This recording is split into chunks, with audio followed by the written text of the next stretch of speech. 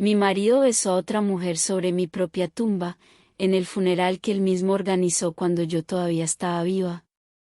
Antes de contarles todo desde el principio, quiero pedirles un favor rápido. Si las historias de traición y justicia les tocan el corazón, denle like, suscríbanse al canal y activen la campanita para no perderse la próxima historia. Ahora sí, escuchen lo que me pasó a mí, porque todavía hoy, cuando lo cuento, se me pone la piel de gallina. Me llamo Marina Sokolova, tengo 34 años y vivo en San Petersburgo. Antes del accidente, mi vida parecía tranquila, incluso aburrida para algunos. Trabajaba como contable en una pequeña empresa de importaciones, estaba casada desde hacía 7 años con Dmitry Volkov, un hombre que conocí en la universidad que, según yo pensaba, era el amor de mi vida. No teníamos hijos todavía, estábamos esperando el momento adecuado, o eso creía yo. Mirando atrás, ahora entiendo que el momento adecuado para él nunca iba a llegar, porque ya tenía otros planes. Hace 8 meses pensé que mi vida había terminado en un segundo, en una carretera resbaladiza cerca de Viborg. Había ido a visitar a una amiga y, de camino a casa, recogí a una mujer que hacía autostop bajo la lluvia. Recuerdo su cara asustada, recuerdo que le ofrecí un café de mi termo. Minutos después, mi coche patinó y chocó contra el guardarraíl. Lo último que recuerdo es el chirrido de los frenos y una luz blanca acercándose de frente. Después, solo oscuridad. Una oscuridad larga y pesada, como si el mundo entero se hubiera apagado. Desperté 3 semanas después en un hospital de una ciudad pequeña, Priozersk, a donde me llevaron sin documentos, inconsciente, con heridas graves en la cabeza. Me registraron como paciente desconocida, porque mis papeles se quemaron en el coche junto con mi bolso. Los médicos dijeron después que fue un milagro que yo siguiera con vida, que mi cuerpo simplemente decidió no rendirse. Pero mientras yo estaba en coma, sin nombre, sin nadie que supiera dónde estaba, a 200 kilómetros de allí, en San Petersburgo, estaba pasando algo que todavía hoy me cuesta creer. La policía encontró el coche calcinado y un cuerpo. Sí, un cuerpo, pero no era el mío. Era el de la mujer que yo había recogido esa noche, aquella pasajera ocasional cuyos documentos también se quemaron en el incendio. Mi bolso, con mi pasaporte, mi carnet de conducir y mis tarjetas, estaba junto a ella, tirado a pocos metros del cuerpo. Nadie comparó el ADN. Nadie pidió una segunda revisión. Todo se hizo con una rapidez que, más adelante, me parecería sospechosa. Llamaron a mi marido, Dmitry Volkov, para identificar el cuerpo. Él miró el cadáver en la morgue, asintió con la cabeza y firmó los papeles sin pedir ninguna prueba adicional. Ni una sola pregunta. Ni un ¿están seguros? Solo una firma. Una semana después, celebraron mi funeral. ¿Se imaginan cómo se sentirían al descubrir que los enterraron vivos? Que hay una lápida en algún lugar con su nombre grabado, con su fotografía, con fechas que dicen que su historia terminó, mientras su marido ya sostiene la mano de otra mujer. Cuando por fin desperté y pude hablar con claridad, dije mi nombre a los médicos. Se quedaron en shock, buscaron en la base de datos y encontraron que Marina Sokolova, de 34 años, ya estaba oficialmente muerta y enterrada en el cementerio norte de San Petersburgo. Al principio pensaron que yo confundía los nombres por el golpe en la cabeza, que era parte de la confusión típica después de un traumatismo así. Necesitaron una semana entera, con huellas dactilares y registros médicos antiguos de un chequeo que me había hecho años atrás, para confirmar algo casi imposible de creer: sí, era yo. Viva. Respirando. Con un nombre que ya no me pertenecía oficialmente, porque en el registro civil yo era, técnicamente, un cadáver. Pero durante esas 5 semanas que pasé inconsciente, sin papeles y sin nombre, mi vida en casa ya había terminado y había empezado de nuevo, sin mí. Cuando por fin llegué a San Petersburgo, delgada, con una cicatriz en la sien y apoyada en un bastón, no fui directamente a mi casa. Algo dentro de mí, una especie de instinto que no sabría explicar, me decía que primero tenía que observar, no correr a abrazar a nadie. Tal vez fue la forma en que Dmitri firmó esos papeles sin dudar. Tal vez fue solo miedo. Pero decidí hacerle caso a ese instinto, y ahora sé que fue la mejor decisión de toda mi vida. Le pedí a mi amiga Olesia, la única persona en quien confiaba plenamente en ese momento, que fuera a mi edificio y solo mirara, sin decir nada, sin llamar la atención. Lo que me contó esa noche me heló la sangre. Marina, me dijo en voz baja, casi temblando, en tu piso vive una mujer. Cuelga la ropa en tu balcón, la ropa que compartimos ese día que fuimos de compras juntas. Y ayer vi a Dmitri llevándola en tu coche, el rojo, el que tanto te costó pagar. Sentí algo raro en el pecho. No era solo tristeza. Era una mezcla de incredulidad y una rabia que apenas comenzaba a despertar. Decidí ir al cementerio, a ver mi propia tumba con mis propios ojos. Suena una locura, lo sé, pero necesitaba verlo todo yo misma, tocar la piedra, leer mi nombre grabado, para entender de verdad lo que había pasado mientras yo dormía ese sueño forzado del que casi no regreso. Y allí, entre flores frescas y mi fotografía sobre la lápida, la misma que estaba en la repisa de nuestra chimenea, descubrí mucho más de lo que esperaba. El guarda del cementerio, un hombre mayor llamado Gennady Petrovich, no me reconoció al principio. Cuando por fin lo hizo, casi se le cae la pala de las manos. Dios mío, susurró, retrocediendo un paso. Usted es la difunta. Le expliqué la verdad con calma, aunque por dentro yo misma no terminaba de creerla. Él negó con la cabeza, todavía pálido, y me contó algo extraño, algo que cambió el rumbo de mis pensamientos. Su marido viene aquí cada semana. No solo. Con una mujer joven, morena, muy elegante. Y ellos, se besan, aquí mismo, delante de su tumba. Perdone que se lo diga así, señora, pero a mí me pareció muy raro, incluso de mal gusto. Una vez hasta trajeron una botella de vino y brindaron aquí mismo, como si celebraran algo. Sentí que el suelo desaparecía bajo mis pies. Pero no era dolor lo que sentía en ese momento. Era rabia, una rabia fría y muy clara, del tipo que no grita, sino que piensa. ¿Se imaginan mirar su propia tumba y descubrir que alguien la usa como punto de encuentro romántico? Sin embargo, lo peor lo descubrí después, cuando decidí investigar en silencio, sin que nadie supiera que yo había vuelto, sobre nuestras finanzas. Llamé a una conocida que trabajaba en el banco donde Dmitri y yo teníamos una cuenta conjunta, y donde también guardaba el dinero de la venta del piso de mi madre, que en paz descanse, casi 200.000 euros, heredados a mi nombre exclusivamente, el único dinero que me quedaba de ella. Lo que ella me contó cambió por completo la dirección de mis pensamientos. Marina, me dijo con cuidado, bajando la voz como si temiera que alguien la escuchara, después de tu muerte, tu marido presentó los papeles para heredar. Retiró todo el dinero de tu depósito personal, hasta el último céntimo. Como único heredero, según un testamento que, según los documentos, tú firmaste un mes antes del accidente. Un testamento. Yo jamás en mi vida había firmado ningún testamento. Ni siquiera lo habíamos hablado como pareja. Alguien había falsificado ese documento. Y esa persona tenía muchísima prisa por acceder a mi dinero mientras yo estaba inconsciente, a 200 kilómetros de distancia, sin nombre y sin forma de protestar. Ya se imaginarán quién pudo hacer algo así. Pero esperen, porque lo que viene después es aún peor, y todavía hoy me cuesta entender cómo alguien puede planear algo tan frío.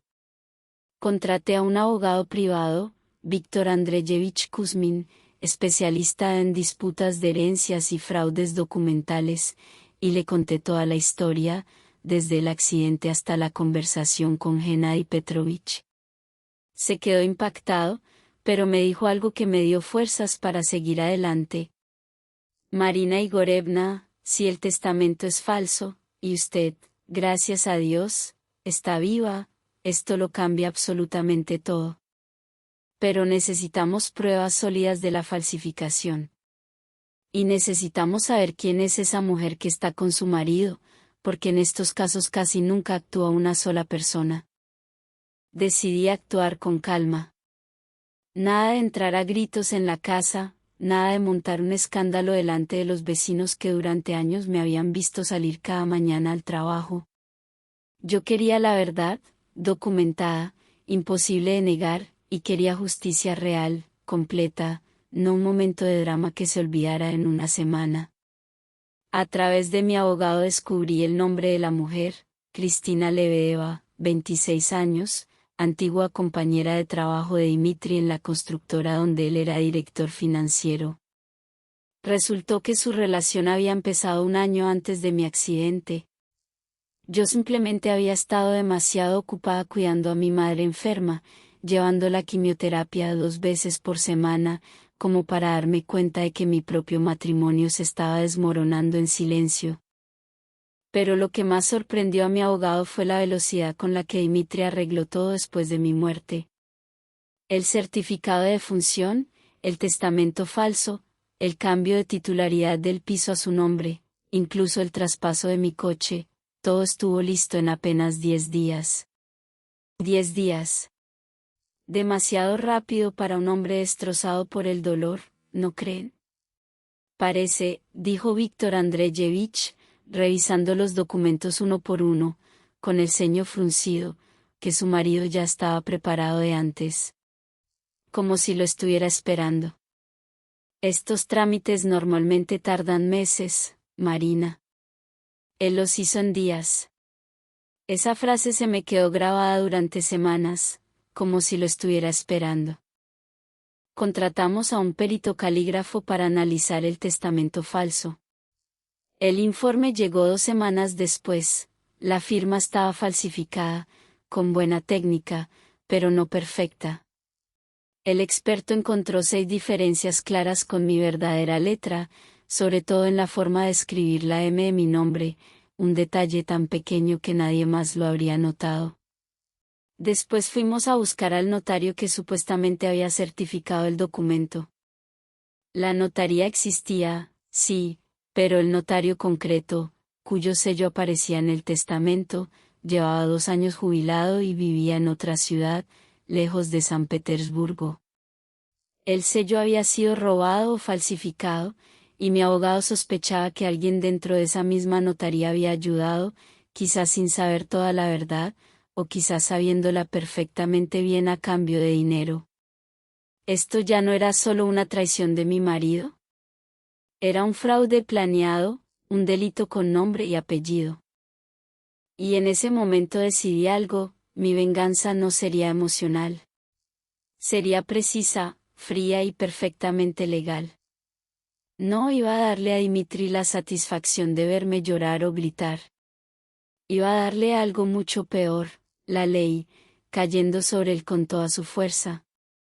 No entré en mi casa dando gritos. En vez de eso, mi abogado y yo presentamos una denuncia por fraude y falsificación de documentos ante la policía, adjuntando el informe del calígrafo y la confirmación de que el sello notarial era falso.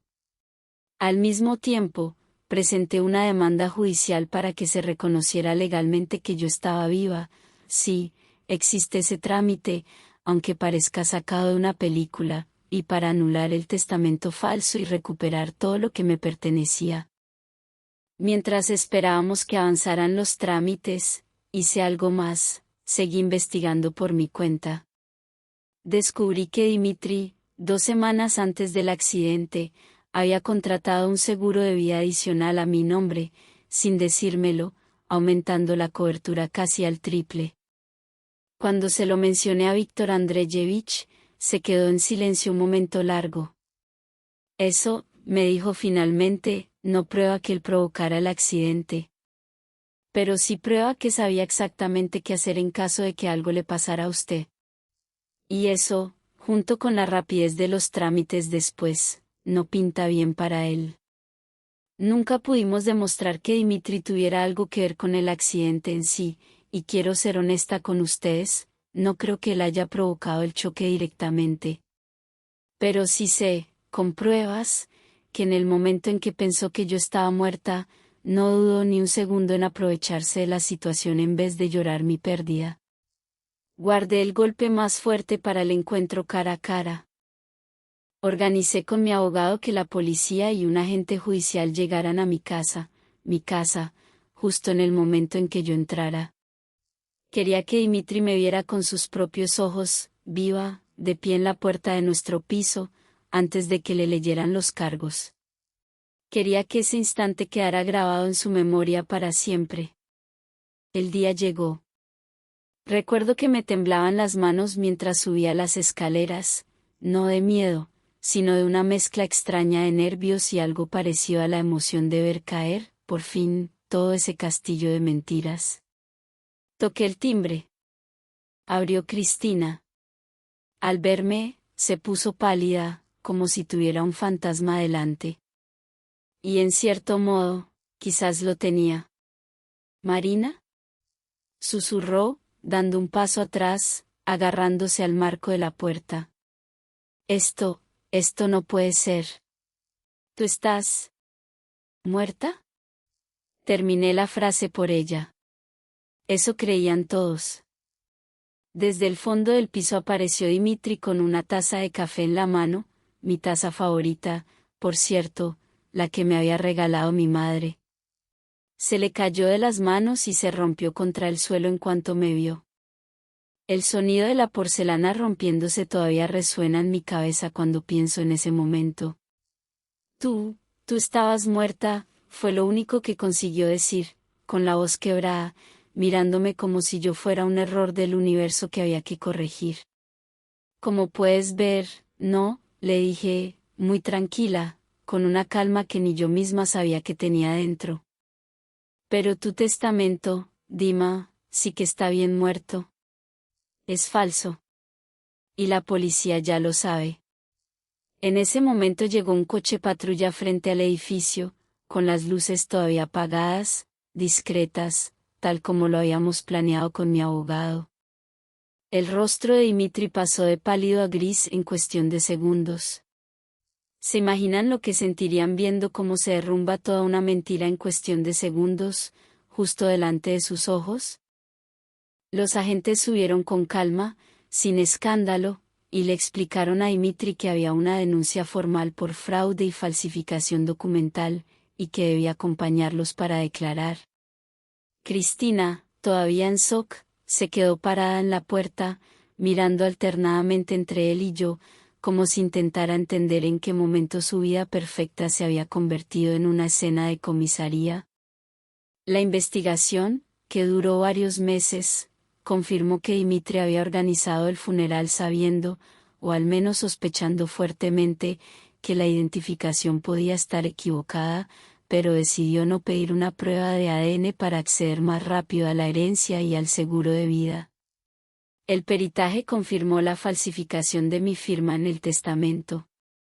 El caso pasó a juicio por fraude y falsedad documental, y también se abrió una investigación aparte sobre el notario jubilado, para saber si había alguna irregularidad relacionada con el robo de su sello. Durante el juicio, salieron más detalles que ni yo misma esperaba. Un compañero de trabajo de Dimitri declaró que, meses antes del accidente, él había comentado en una comida de la oficina que estaba cansado de su matrimonio y que las cosas cambiarían pronto. En ese momento nadie le dio importancia. Después de todo lo que pasó, esa frase sonó completamente distinta. Dimitri recibió una condena en suspenso y la obligación de devolver todo el dinero robado, con intereses, además de una multa considerable por el fraude. El piso, que había puesto a su nombre, El juez ordenó devolvérmelo por completo, junto con mi coche y el resto de mis pertenencias. Cristina, al enterarse de la magnitud del engaño, de que Dimitri le había ocultado la posibilidad de un error en la identificación y de que probablemente sabía la verdad mucho antes de lo que decía, decidió dejarlo ella misma, apenas unas semanas después del juicio. Me enteré, por una amiga en común, de que ya no quiso saber nada más de él. Hoy vivo sola en mi piso, con un gato nuevo llamado Persic, y con una forma completamente distinta de ver la vida. Volví a mi trabajo como contable, aunque ahora en una empresa nueva, con compañeros que no conocían mi historia hasta que decidí contarla yo misma, poco a poco, cuando me sentí lista. Cada día me recuerdo algo, a veces la peor prueba, que te entierren en vida a los ojos de tu propio marido, puede convertirse en el comienzo de un renacer verdadero y honesto. A veces todavía sueño con esa carretera cerca de Vivor, con la luz blanca acercándose. Pero cuando despierto, no siento miedo. Siento gratitud, porque esa misma carretera que casi me quita la vida terminó, de una forma extraña, devolviéndomela entera, sin mentiras y sin nadie que decidiera por mí. Ya no le tengo miedo a empezar de nuevo. Al fin y al cabo, ya volví una vez de un lugar del que se supone que no se vuelve. Si esta historia les tocó, cuéntenme en los comentarios qué habrían hecho ustedes en el lugar de Marina. Denle like, suscríbanse al canal y activen la campanita para no perderse la próxima historia. Nos vemos en el próximo video.